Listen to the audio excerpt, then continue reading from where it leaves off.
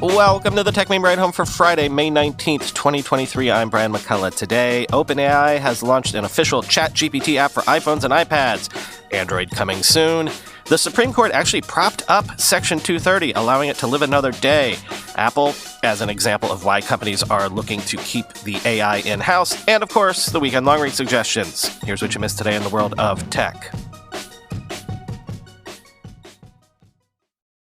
OpenAI has launched a free ChatGPT app for iOS in the US, offering the web version's features plus history sync across devices and speech input via OpenAI's Whisper.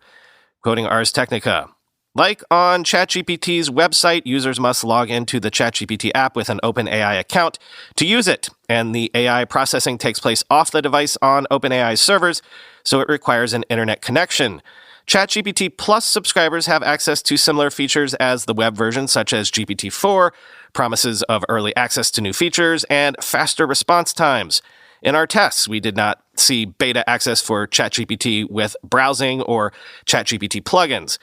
In our early experiments with the new app, we found a bare-bones but functional application that serves as a much better interface to ChatGPT than attempting to use the ChatGPT website through a mobile browser. Early tests of the Whisper-based voice recognition proved buggy, often returning errors, perhaps due to overloaded servers on OpenAI's part, but those issues might be resolved soon. OpenAI has started the app's rollout in the US, with plans to expand to additional countries in the coming weeks. We're eager to see how you use the app. As we gather user feedback, we're committed to continuous feature and safety improvements for ChatGPT, writes OpenAI in an announcement blog post. According to OpenAI, the release of the ChatGPT app for iOS is a step towards our goal of converting state-of-the-art research into practical tools while continually increasing their accessibility, end quote. OpenAI has also confirmed plans for the launch of the ChatGPT app for Android devices soon, extending the availability of this tool to a broader range of mobile users. In true App Store fashion, a search for the app within the App Store app itself resulted in many junk results, so your best bet for finding the app comes from clicking a direct App Store link on your device like this one, end quote. They said this one because they have a direct link in the piece. I'll try to remember to put that link also in the show notes, but if I don't, click through on the piece and you'll find the direct link.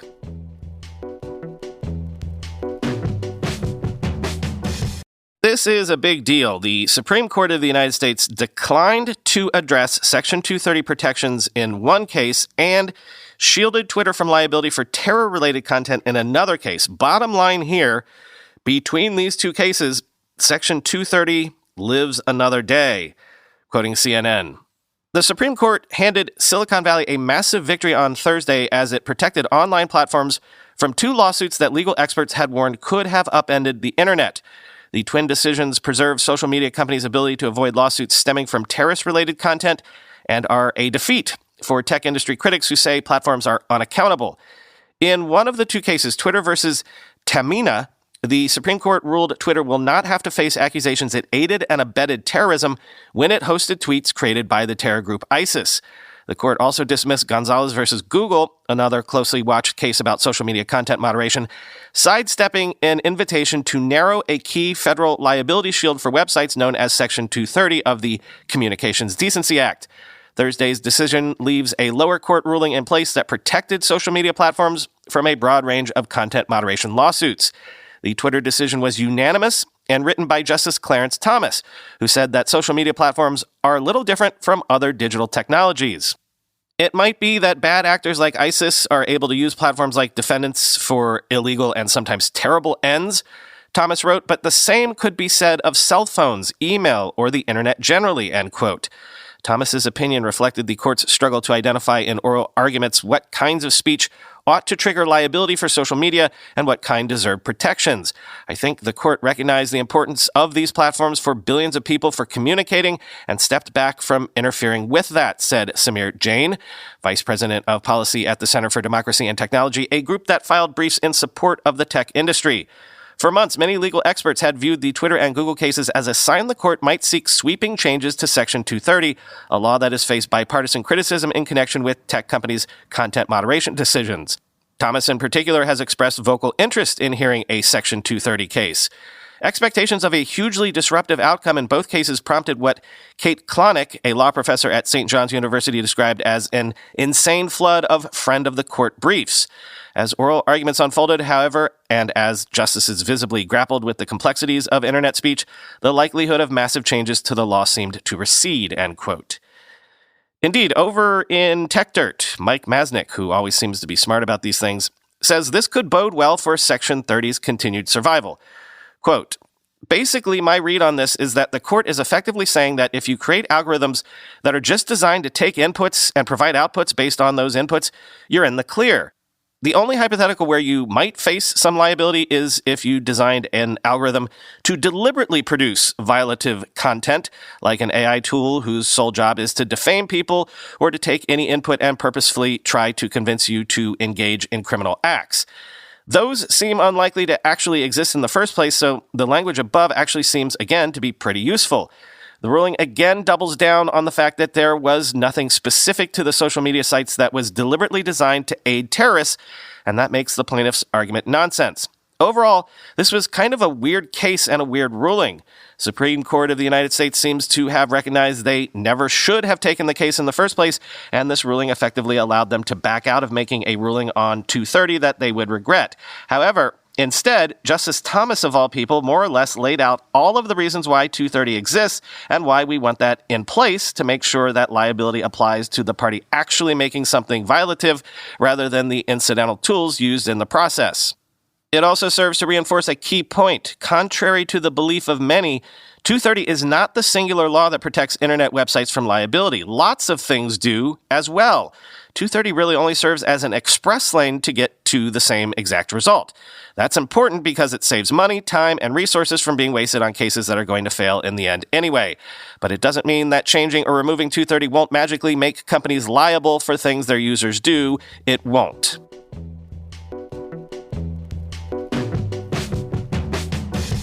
I've mentioned before looking for companies working to bring generative AI on premises, as it were, and here's why. Sources tell the Journal that Apple has restricted internal use of ChatGPT, also GitHub Copilot and other external AI tools, due to concerns over potential leaks of confidential data. So are companies going to build these themselves internally? Can they? Quote, Apple is concerned workers who use these types of programs could release confidential data according to the document. When people use these models, data is sent back to the developer to enable continued improvements, presenting the potential for an organization to unintentionally share proprietary or confidential information. OpenAI disclosed in March that it took ChatGPT temporarily offline because a bug allowed some users to see the titles from a user's chat history. Apple is known for its rigorous security measures to guard information about future products and consumer data. A number of organizations have also grown wary of the technology as its workers have begun using it for everything from writing emails and marketing material to coding software. JP Morgan Chase and Verizon have barred use. David Banks, chancellor of New York City schools, said in an opinion column published Thursday that it rescinded its ChatGPT ban.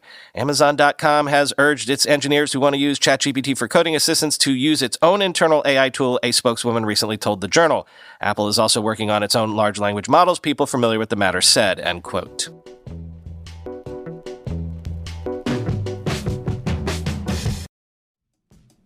This episode of the Techmeme Ride Home is made possible in part by Mimecast. Maybe you're wondering if you need more email and collaboration security. You're good, right? Good with what you've got. After all, you've already got M365 protecting your workspace. That's good enough, right? What more could you need? ... Here's what the ... is. Except one of your employees just opened a phishing email, and M365 couldn't handle it alone. Now your company has ground to a screeching halt. Transformers stopped transforming, circuits got short-circuited, all because of an email. All because of an email. Next time, take 5 minutes to set up Mimecast, a security solution specifically designed for email and workplace collaboration. It detects suspicious emails and diversifies your security stack, so you're not just relying on one generalized solution alone. No generalized solutions, specific solutions for specific problems. Email is the number one attack vector, and Mimecast is the best-in-class solution for email. Get another layer of protection for your inbox and keep your business from, falling apart. For a free trial, go to mimecast.com. That's mimecast.com.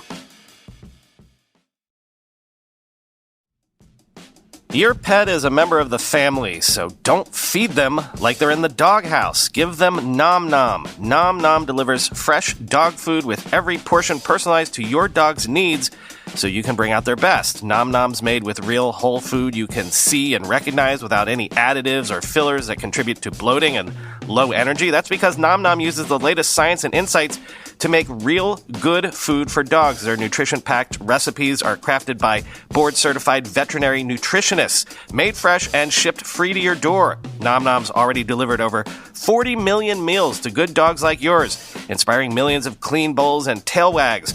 So most of you know our dog, our puppy Archie. Longtime listeners will remember the day we went and rescued him. I actually recorded him eating his Nom Nom this morning, like I have the audio of it, but it's a little gross, so I'm not going to share it.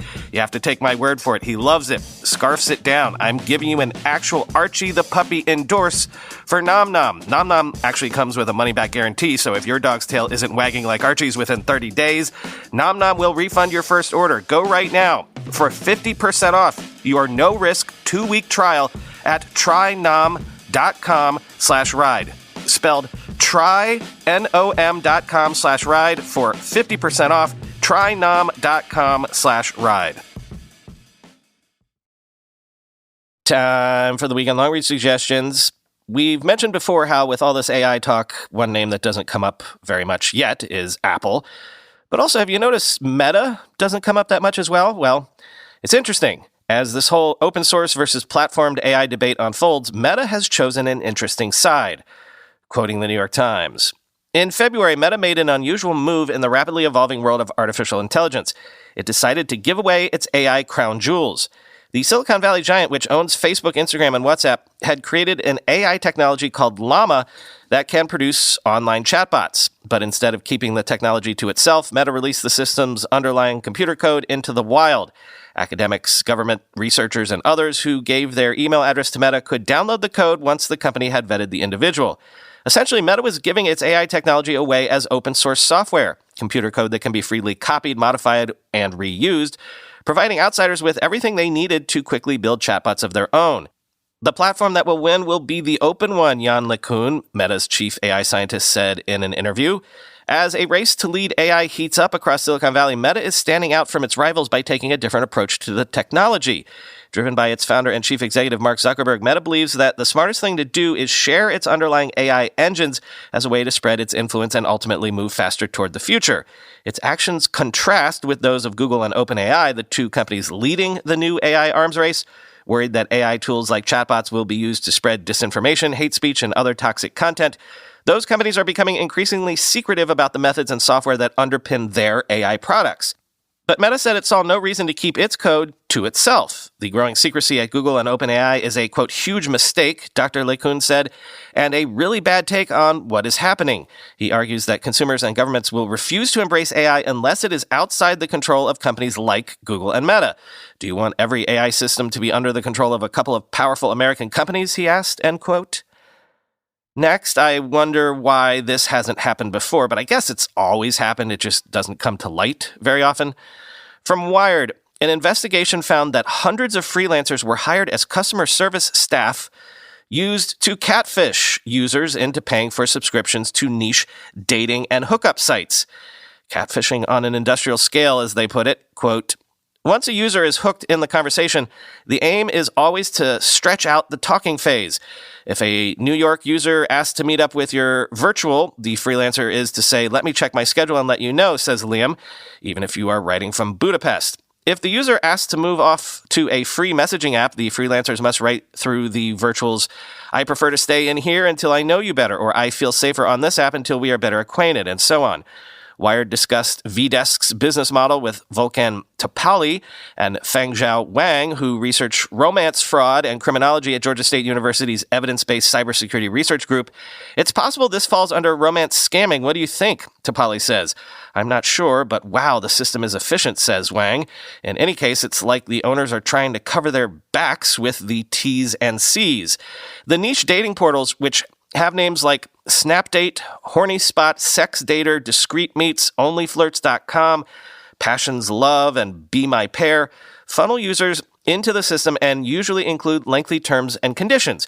Most of them say something along the lines of, "We may use our system profiles at our discretion to communicate with users to enhance our users' entertainment experience." According to Topali, the language is ambiguous enough that it might let people think, hey, maybe I'm talking to a porn star, or that maybe only a small number of them are fakes, end quote. Then this piece from Grub Street has gotten a lot of chatter overnight, how TikTok is taking over restaurants. Quote, "The camera zooms in on Goldberg's bug-eyed, orgasmic expression as a strand of cheese stretches from a mozzarella stick to his mouth. Let me just say this. The spicy rigatoni blew carboni out of the stratosphere. The cheesy Moz bites were ridiculous. These homemade balls had me dancing, and the truffle cream pasta was the knockout punch," he said. Goldberg's video got 1.5 million views and led to a huge spike in reservations, Isadori says. Spurred by the success, Goldberg next suggested Isadori host an influencer party. They invited as many TikTokers as they could. Several dozen showed up. All the food was free and everyone filmed. It was like, food's on the table, we're shaving cheese on top of it, Isadori recalls. Everyone's drinking wine, the music's playing, let the cameras roll, end quote. Compared to traditional publicity, the cost of comping a meal is relatively low, though influencers with more than 1 million followers often want cash too.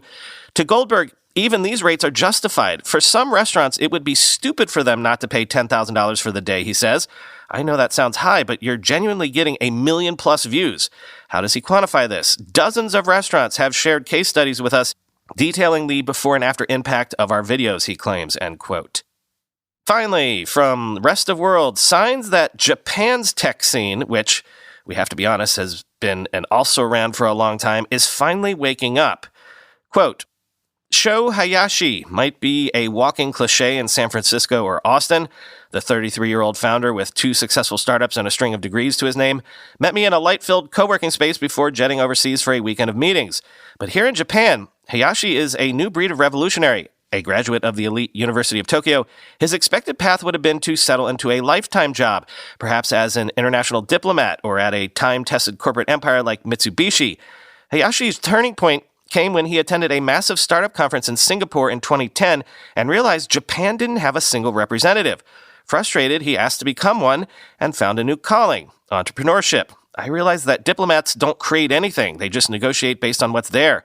Hayashi said, I wanted to create. It changed my life. Japan is the 3rd richest nation in the world, but has only managed to produce some 10 unicorns. Compare that to over 600 unicorns in the US and more than 300 in China. Its tech startup scene has for years been held back by siloed and intransient corporate leaders and an aging, risk-averse populace whose fear of innovation turned a once futuristic nation into a digital backwater. Over the past several years, though, more and more people like Hayashi have been straying from their expected path. Their choices are being validated by record amounts of funding flowing into tech startups, new city government initiatives that support fledgling entrepreneurs, and tax breaks. Combined with the behavioral circuit breaker of the pandemic, it's a turning point. Japan's tech scene is perhaps finally beginning to free itself from decades of inertia, end quote. I have to say, I've seen this. Not only have I been hearing from more founders coming from Japan of late than I ever have before, I'm hearing more and more examples of founders interested in moving to Japan to do their startups.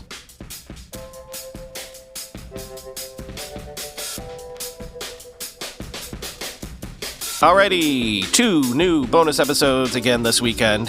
It's sort of been book month on the show, hasn't it? Well, I've got another one for you. I believe we're going to talk to Brady Dale about his new book on Sam Bankman-Fried. I say I believe because I assume we are. This is another one where I actually haven't recorded it yet. I'm going to do that as soon as I hit publish on this. Assuming the internet doesn't eat that conversation, look for that on Saturday. And then on Sunday, another nugget from the Internet History Podcast, an interview with Amazon's first employee, the first person Jeff and Mackenzie Bezos hired back when they had just incorporated Amazon and were running it out of their house. Amazing, amazing entrepreneurial history. Enjoy that. Talk to you on Monday.